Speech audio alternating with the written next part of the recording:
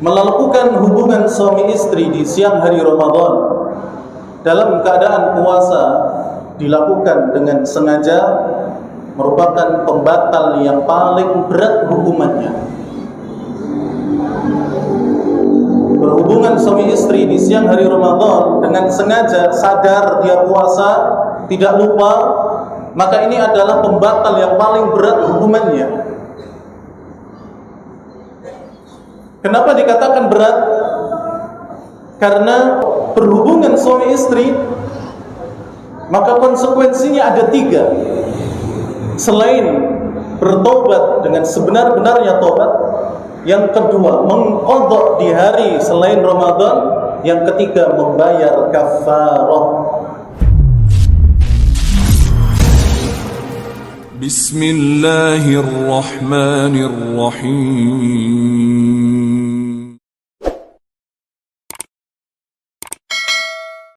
Assalamualaikum warahmatullahi wabarakatuh. Innal hamdalillah nahmaduhu wa nasta'inuhu wa nastaghfiruh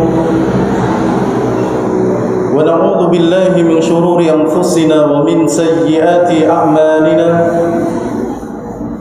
Man yahdihillahu fala mudilla lahu wa man yudlil fala hadiya lahu. أشهد أن لا إله إلا الله وحده لا شريك له وأشهد أن محمدا عبده ورسوله صلى الله عليه وعلى آله وأصحابه ومن تبعهم بإحسان إلى يوم الدين وسلم تسليما كثيرا. أما بعد. Jamaah kaum muslimin wal muslimat rahimani wa rahimakumullah. Kembali kita akan melanjutkan pembahasan kita dari syarah kitab Usyam min Umdatil Ahkam yang dikarang oleh Syekh Abdul Razzaq bin Abdul Muhsin hafizallahu taala, dan kita masuk pada hadis yang masih dibawakan oleh Abu Hurairah radhiyallahu taala an,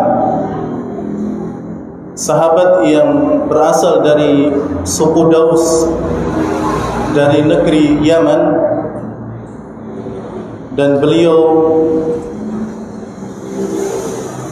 masuk Islam setelah peristiwa perang Khaybar, walaupun ada yang menyebut sebelum itu.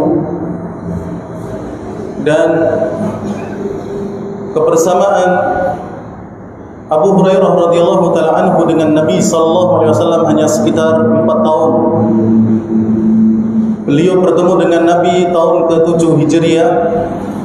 Kemudian di tahun ke-11 Hijriah Rasulullah sallallahu alaihi wasallam wafat. Sehingga kebersamaan yang singkat itu kemudian digunakan dengan sebaik-baiknya oleh Abu Hurairah, sehingga Abu Hurairah termasuk sahabat Nabi yang paling banyak meriwayatkan hadis dari Nabi sallallahu alaihi wasallam. Ada sekitar 5.374 hadis yang beliau riwayatkan langsung dari Nabi sallallahu alaihi wasallam, dan ada sekitar 800 sahabat Nabi yang meriwayatkan dari Abu Hurairah. Jadi cukup sangat banyak sekali hadis yang beliau riwayatkan dari Nabi SAW secara langsung. Oleh karena itu jarak antara wafatnya Rasulullah dengan Abu Hurairah sekitar 47 atau 48 tahun. Ketika bertemu dengan Nabi di tahun 7 Hijriah, Abu Hurairah ini umurnya baru 26 atau 27 tahun. Sehingga kalau kebersamaannya dengan Nabi hanya 4 tahun, maka ketika Rasulullah wafat umurnya Abu Hurairah 31 tahun. Kemudian Abu Hurairah wafat di umur 78 tahun. Sehingga ada sekitar 47 tahun jarak antara wafatnya Rasulullah dengan wafatnya Abu Hurairah radhiyallahu taala. Sehingga Abu Hurairah adalah orang yang juga menghabiskan umurnya untuk mengajarkan hadis dan ilmu agama kepada yang lainnya. Abu Hurairah radhiyallahu taala anhu beliau berkata,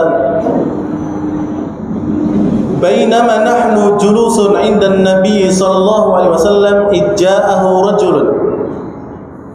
Tatkala kami sedang duduk-duduk bersama Nabi sallallahu alaihi wasallam, tiba-tiba datang seseorang kepada kami, seorang laki-laki.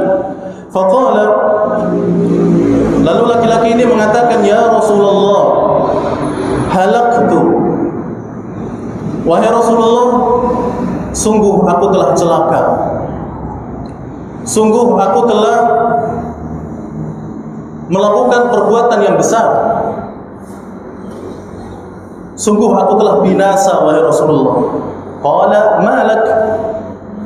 Lalu Nabi SAW balik bertanya, ada apa denganmu?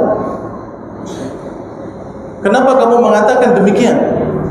Qal waqa'tu ala imra'ati wa ana sha'im.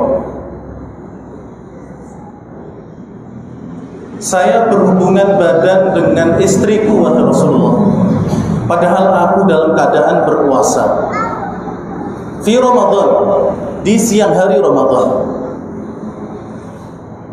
Faqala Rasulullah sallallahu alaihi wasallam, lalu Nabi sallallahu alaihi wasallam bertanya, "Hal tajidu rukbatan tu'tiquha?"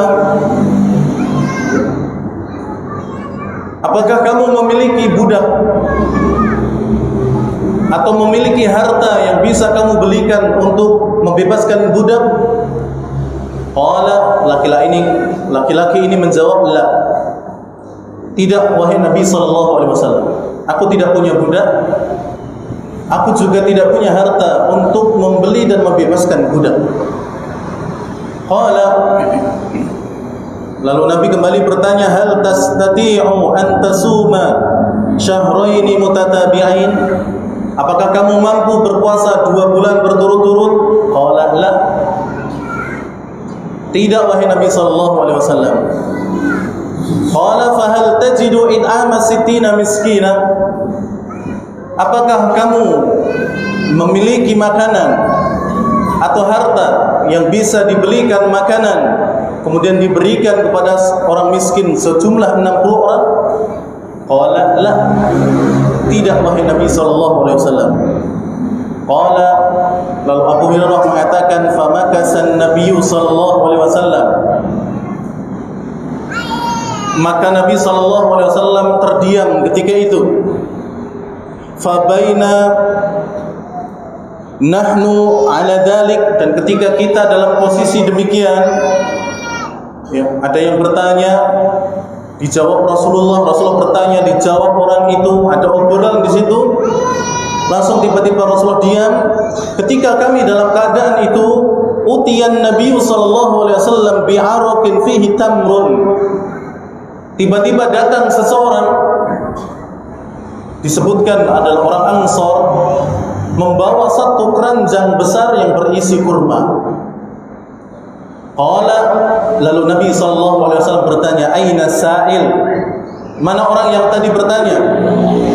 Qala ana. Laki-laki itu menjawab, saya wahai Nabi sallallahu alaihi wasallam. Qal, Nabi mengatakan, khud hada fatasaddaq bih. Fatasaddaq bih, ambil keranjang yang berisi kurma ini lalu bagikan kepada 60 orang miskin. Faqala ar-rajulu, laki-laki tadi bertanya balik kepada Nabi, ala afqari minni ya Rasulullah, apakah aku berikan kepada orang yang paling fakir dariku wahai Rasulullah? Fa wallah, demi Allah wahai Rasulullah, ma baina la baituha, ma baina la bataiha, demi Allah wahai Rasulullah, tidak ada orang yang berada di antara ujung barat dan ujung timur dari negeri Madinah ini, ahlu baitin, pemilik rumah, afqaru min ahli baiti, yang lebih miskin daripada aku. Jadi di antara orang-orang yang ada di Madinah ini, dari ujung barat sampai ujung timur, tidak ada yang lebih miskin daripada aku wahai Rasulullah. Fadhahika Rasulullah sallallahu alaihi wasallam hatta badat anyabuhu. Kemudian Nabi sallallahu alaihi wasallam mendengar jawaban itu, beliau tertawa. Beliau tertawa sampai kemudian ya terlihat gigi taring beliau.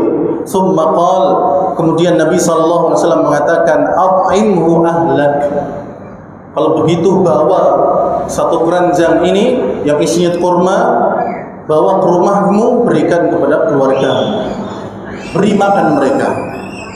Ini hadis yang dibawakan oleh Syekh Abdul Ghani Al-Maqdisi rahimahullah di kitab Umdatul Ahkam, kemudian disyarah oleh Syekh Abdul Razak bin Abdul Muhsin Al-Badr hafizallahu ta'ala. Jamaah yang dirahmati oleh Allah Subhanahu wa taala, ada beberapa faedah yang dapat kita ambil dari hadis yang lumayan panjang ini. Faedah yang pertama,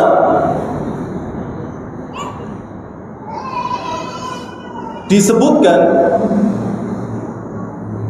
bahwa yang bertanya tadi adalah sahabat yang bernama Salamah bin Sokhr. Namanya Salamah bin Sokhr Al-Bayadhi. Tadi Abu Hurairah tidak menyebutkan siapa nama laki-laki yang bertanya kepada Rasulullah yang di siang hari Ramadan sedang puasa dia berhubungan suami istri. Abu Hurairah hanya menyebut datang seorang laki-laki. Disebutkan oleh Al-Imam Ibnu Hajar Al-Asqalani rahimahullah bahwa yang datang kepada Nabi dan yang bertanya itu adalah sahabat bernama Salamah bin Sokhr Al-Bayadhi.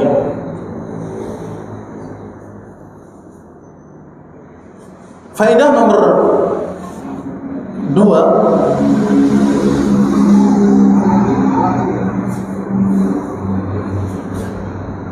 Salamah bin Sokhr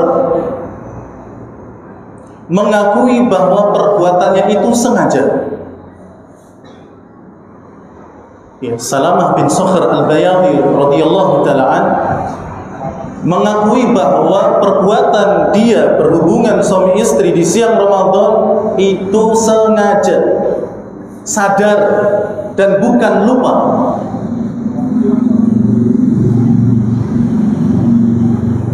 Dan dia sudah tahu bahwa itu tidak boleh. Dia sudah tahu bahwa itu tidak boleh. Kata para ulama, hal itu berdasarkan kata si Salamah bin Sokhr ini kepada Nabi, "Ya Rasulullah, halaktu." Wahai Rasulullah, aku telah celaka, aku telah binasa, aku telah melakukan sesuatu yang besar, pelanggaran. Jadi Salamah bin Sokhr sudah tahu bahwa ketika berpuasa di siang hari Ramadan tidak boleh berhubungan suami istri. Sehingga apa yang dilakukan oleh Salamah bin Sokhr ini sengaja, dengan kesadaran beliau dan tidak lupa. Ya, memang sengaja. Sehingga dia pun datang kepada Nabi SAW seraya mengatakan, "Halaktu ya Rasulullah." Aku telah binasa wahai Rasulullah, celaka bagi diriku wahai Rasulullah.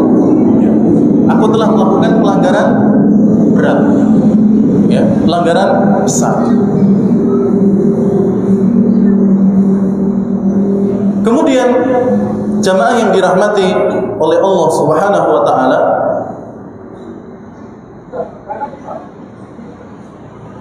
karena Salamah bin Sokhr sengaja melakukan itu, maka Nabi pun menyebutkan kafarah yang harus dia tanggung. Kafarah yang harus dia tanggung karena dia sengaja melakukan hubungan suami istri di siang hari bulan Ramadan. Adapun jika lupa, sebagaimana kemarin kita sampaikan, kalau memang benar-benar lupa, ya, maka tidak ada kafarah, puasanya tetap dilanjutkan dan tidak ada qadha setelah selesai Ramadan. Kemudian faedah yang lain, yang ketiga, melakukan hubungan suami istri di siang hari Ramadan dalam keadaan puasa dilakukan dengan sengaja merupakan pembatal yang paling berat hukumannya. Berhubungan suami istri di siang hari Ramadan dengan sengaja, sadar dia puasa, tidak lupa, maka ini adalah pembatal yang paling berat hukumannya. Kenapa dikatakan berat? Karena selain berhubungan suami istri, misalnya makan sengaja, minum sengaja, konsekuensinya hanya dua. Dia bertobat kepada Allah dengan sebenar-benarnya tobat. Yang kedua, mengganti di hari yang lain, mengqadha. Tapi kalau berhubungan suami istri, maka konsekuensinya ada tiga. Selain bertobat dengan sebenar-benarnya tobat, yang kedua mengqadha di hari selain Ramadan, yang ketiga membayar kafarah. Ya, membayar kafarah. Sebagaimana yang disebutkan dalam hadis tadi. Pertama, membebaskan budak. Kedua, berpuasa 2 bulan berturut-turut. Dan yang ketiga adalah memberi makan 60 orang miskin. Ya, memberi makan 60 orang miskin. Jadi berhubungan suami istri di siang hari Ramadan dengan sengaja tanpa lupa, maka ini adalah pembatal puasa yang paling berat hukumannya. Faedah yang keempat,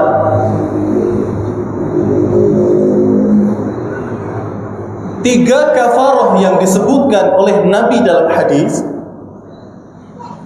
membebaskan budak, berpuasa 2 bulan berturut-turut, kemudian memberi makan 60 orang miskin, dipilih secara urutan dan bukan secara bebas. Dipilih secara urutan dan bukan bebas. Maksudnya bebas, wah saya tak langsung yang ketiga, yaitu memberi makan 60 orang miskin. Wah saya tak pilih 2 bulan puasa berturut-turut, nggak boleh. Harus urut. Kalau ada orang yang melanggar ya aturan ini, ya ini berhubungan suami istri di bulan Ramadan di siang harinya dalam keadaan sadar tanpa lupa, maka dia harus membebaskan budak dulu pilihannya. Cari budak, kalau nggak ada, apalagi sekarang hampir tidak ada, maka berarti itu gugur. Baru pilihan yang kedua, puasa 2 bulan berturut-turut. Ya, kalau 2 bulan berturut-turut berat, ya, maka baru pilihan yang ketiga, memberi makan 60 orang miskin. Jadi tidak boleh langsung diambil salah satunya, tapi harus urut. Yang bisa membebaskan budak tidak boleh langsung yang kedua. Kalau membebaskan budak nggak ada, barulah pilih yang kedua. Terus seperti itu, tidak boleh dicomot satu atau milih langsung satu, ini tidak boleh. Kemudian jemaah yang dirahmati oleh Allah, faedah yang lain adalah, menurut pendapat yang kuat, kafarah ini juga ditanggung oleh suami dan istri yang melakukan hubungan badan. Tidak cuma suami, tapi juga istri. Dengan syarat istri membiarkan suami melakukan hal itu, atau membiarkan tanpa mengingatkan. Jadi kalau istri tahu ini puasa kok suaminya ngajak di siang bolong Ramadan, kok enggak mencegahnya, maka kalau terjadi hubungan badan, maka istrinya juga menanggung kafarah. Dia juga kena denda. Tapi kalau istri dipaksa, ada ancaman di sana, ya, maka istri tidak menanggung kafarah, cuma suaminya saja yang menanggung kafarah. Jadi kalau istrinya rela-rela saja, membiarkan begitu saja dengan kerelaannya, maka apa? Dia juga menanggung kafarah. Tapi kalau dipaksa, maka ini tidak menanggung kafarah. Kenapa kok cuma suami? Ya karena biasanya yang ngajak suami, Pak. Ya mau ngaku nggak ngaku biasanya yang ngajak suami, pakai kode, pakai apalah. Ya. Jarang istri yang karena saking malunya istri jarang ngajak. Biasanya suami, makanya suami yang bertanggung jawab berat. Makanya kalau istri diajak kok yang menang baik, malah oke-oke saja, maka dia menanggung kafarah itu. Dia juga harus membebaskan budak. Kalau nggak kuat puasa 2 bulan berturut-turut, kalau nggak bisa memberi makan 60 orang miskin. Walaupun di sini ada silang pendapat di dalam para ulama, tapi yang benar dua-duanya harus menanggung. Dengan syarat kalau istri ya Pak, yang ikut-ikut baik, nggak melawan, nggak gitu, maka istri juga kena kafarah tersebut. Kemudian faedah yang lain, jamaah dirahmati oleh Allah. Puasa 2 bulan berturut-turut tidak boleh putus. Ya. 2 bulan berturut-turut puasa ini tidak boleh putus. Putus tengah jalan, ulangi dari awal. Salah, gak masalah. Ya. Jadi 2 bulan berturut-turut ini nggak boleh putus tanpa udzur yang syar'i. Kalau tanpa udzur yang syar'i kok batal puasa nih, baleni kok ngarep. Bayangkan dapat 29 hari, ya lumayan itu tinggal 1 dapat setengah kan gitu ya. Lah kok batal ke tanpa udzur yang syar'i, baleni dari 1 lagi kok. Terus seperti itu. Tapi kalau udzur yang syar'i boleh. Misal haid kalau bagi perempuan ya, nifas, sakit, atau mungkin hari raya, atau mungkin hari tasyrik. Ya, hari-hari itu ini udzur yang syar'i. Misalnya seseorang puasa 2 bulan berturut-turut karena melakukan hubungan suami istri di bulan Ramadan, dapat 29 hari. Di hari ke-30 hari raya Idul Fitri, nggak boleh puasa. Maka apakah nanti diulang dari awal? Tidak. Setelah 2 hari Idul Fitri atau bukan Idul Fitri, hari Idul Adha misalnya, setelah itu ada tasyrik, setelah itu berarti puasa lagi, dilanjutkan hari ke-30. Nah itu nggak boleh putus kecuali apa? Karena udzur yang syar'i seperti sakit misalnya. Dapat 40 hari sakit 3 hari. Setelah sembuh puasa lagi. Teruskan dari awal atau teruskan ke 41. Terus sampai ya 2 bulan berarti 60 hari kurang lebih. Dan tidak harus dihitung dari awal bulan. Tidak harus nyotokin tanggal 1 misalnya, enggak harus. Yang penting 30 yang penting 60 hari. Itu aja. Berturut-turut. Ya. Itu enggak boleh, enggak harus ya disesuaikan dengan tanggal. Tapi kalau mau disesuaikan tanggal biar enak ngapalnya, enggak apa-apa. Ya, enggak masalah insyaallah, tapi enggak harus. Baik. Jadi tidak boleh apa? Terputus nih 2 bulan berturut-turut. Ya, pokoknya kalau berbuat ya harus bertanggung jawab. Kemudian faedah yang lain.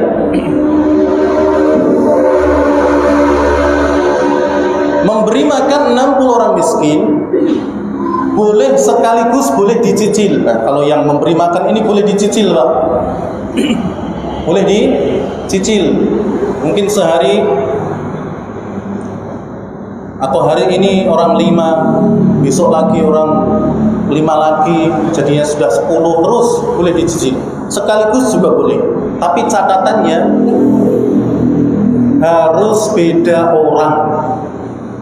Ya. 60 orang ini harus beda-beda, Pak. Nggak boleh sama.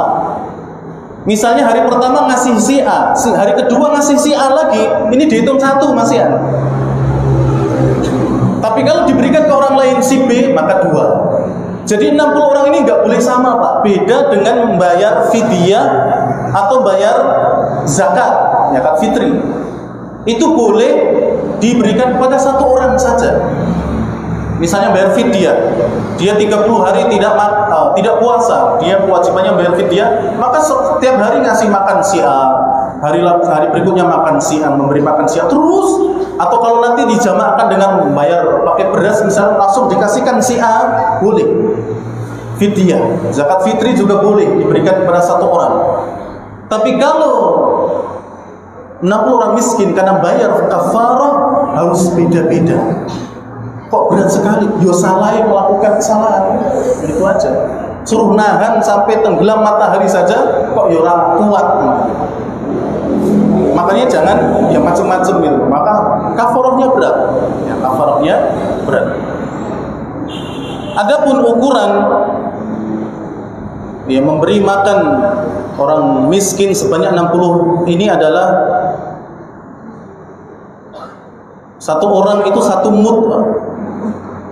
1 mud sekitar 750 gram beras, makanan pokok beras. Atau kalau dikilokan berarti berapa? 0,75 kilo. 0,75 kilo per orangnya. Ya tinggal dikalikan 60 berapa? Itu beri beras kemudian diberikan kepada masing-masing orang yang berbeda. Oke. Faedah yang lain. Banyak sekali ini faedahnya. Ini juga harus diperhatikan karena puasa masih agak panjang, Pak. Dan ini adalah pembatal yang berat sehingga harus difahami. Faedah yang selanjutnya di ke-9, jika berhubungan suami istri dilakukan beberapa kali dalam satu hari, ngoyo, apakah kafarahnya juga sesuai dengan berapa kalinya? Jawabannya tidak, cukup 1 kali saja. Misal sehari bisa 3 kali, ya. Maka apakah kafarahnya juga harus 3 kali? Jawabnya tidak, cukup 1 kali saja. Tapi kalau di beberapa hari di Ramadan ini melakukan itu, maka beberapa hari itu pula kafarah jumlahnya. Selama Ramadan melakukan 3 kali, berarti dia 3 kali. Kalau budak bebaskan 3 kali. Kalau puasa berarti 2 bulan berturut-turut 3 kali. Ya. Kalau memberi orang miskin berarti 60 kali 3 kali itu. Borong semua, silahkan. Itu kalau sampai melakukan di beberapa hari ya di bulan Ramadan ini. Tapi kalau sehari itu cuma beberapa kali, ya maka itu cukup sekali kafarahnya. Itu ya. Kemudian selanjutnya jamaah dirahmati oleh Allah, singkat saja karena waktu yang tidak cukup. Ini bagi musafir, nanti yang ngajak mudik istrinya, bagi musafir, jika mereka melakukan hubungan suami istri, maka puasanya batal, tapi tidak ada kafarah. Ya, puasanya batal, tetap jelas diganti di hari yang lain, tapi tidak ada kafarah. Ya, tidak ada denda. Safar. Karena orang safar diberi keringanan oleh Allah untuk memilih antara puasa atau tidak. Ya. Orang safar boleh memilih antara puasa atau tidak. Sehingga ketika di tengah jalan misalnya kecapean, kemudian nginep di hotel, kemudian melakukan hubungan badan misalnya, padahal tahu itu puasa, maka puasanya batal. Dia harus mengqadha di hari yang lain, tapi tidak ada kafarah. Tidak seperti orang yang tidak safar. Kalau tidak safar berhubungan badan, maka ada kafarahnya. Selain puasanya batal dan mengqadha di hari yang lain, dia juga harus membayar kafarah. Tapi orang safar tidak. Ya, orang safar tidak mendapatkan kafarah. Cuman ini faedah yang lain. Jika niat safarnya pengen melakukan hubungan itu, maka dapat kafarah. Jadi mensiasati, ayo safar baik. Ya. Kan kalau nggak safar nggak boleh nih, ayo safar saja biar boleh. Nah ini dapat kafarah. Dosa puasanya batal diganti di hari yang lain, dapat kafarah. Ya karena niatnya sudah ya seperti itu. Dia mengelabui Allah, ya padahal nggak mungkin Allah dikelabui. Baik. Kemudian jemaah yang dirahmati oleh Allah, faedah yang lain, dahulu di awal Islam, para sahabat mereka juga tidak berhubungan suami istri sekalipun di malam hari. di awal-awal Islam, Pak. Bayangkan, siang nggak boleh, malam nggak boleh. Ya, ini kalau sampai sekarang masih ada syariat itu, yang ngeluh jenengan. Sampai malam pun nggak boleh, apalagi sudah bangun tidur. Tapi kemudian hal itu dihapus dengan firman Allah dalam surat Al-Baqarah 187. Nanti bisa dilihat 187 di situ penghapusan bahwasanya kalau sudah malam hari halal, boleh. Ya. Kemudian yang terakhir, karena waktunya sudah maghrib, ya, dari hadis ini ada seorang ulama bernama Abdurrahim bin Husain Al-Iraqi. Beliau mengambil faedah dari hadis ini sebanyak 1100 faedah.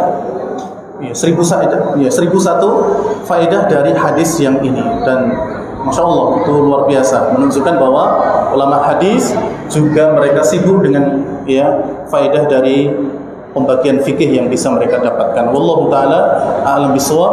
Demikian apa yang bisa kita sampaikan. Insyaallah di kesempatan yang lain kita lanjutkan. Kurang lebih mohon maaf. Subhanallahumma rabbana wa bihamdika asyhadu an la ilaha illa anta astaghfiruka wa atubu ilaik. Wassalamualaikum warahmatullahi wabarakatuh.